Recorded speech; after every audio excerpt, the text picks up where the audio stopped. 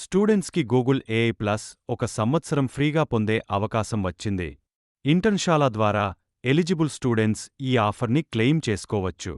ఇందులో Gemini AI ఫీచర్స్తో పాటు నోట్బుక్ఎల్ఎం benefits, 400 GB cloud storage లాంటి బెనిఫిట్స్ కూడా ఉన్నాయి.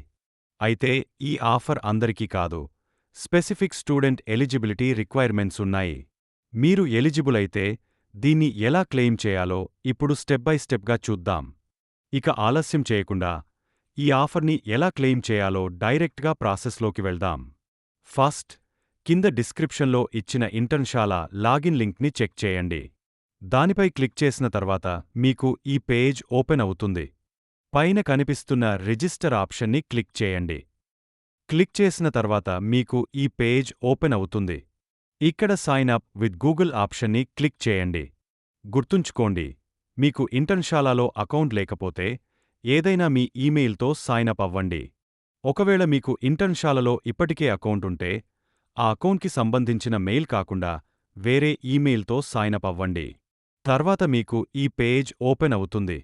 ఇక్కడ మీ డీటెయిల్స్ అన్నీ కరెక్ట్గా ఎంటర్ చేయండి.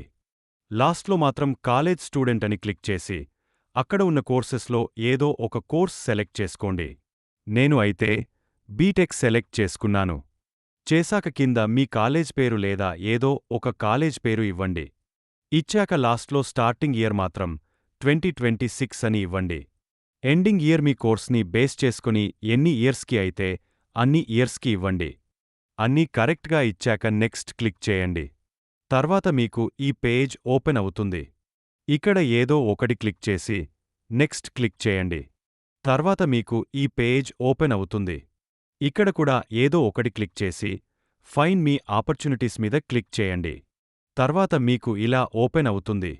ఇక్కడ యూ ఆర్ నాట్ ఎలిజిబుల్ అని వస్తే మీరు ఏదైనా తప్పుగా ఎంటర్ చేసి ఉండవచ్చు. కాబట్టి మరోసారి మొత్తం ప్రాసెస్ని చెక్ చేసి మళ్ళీ ట్రై చేయండి.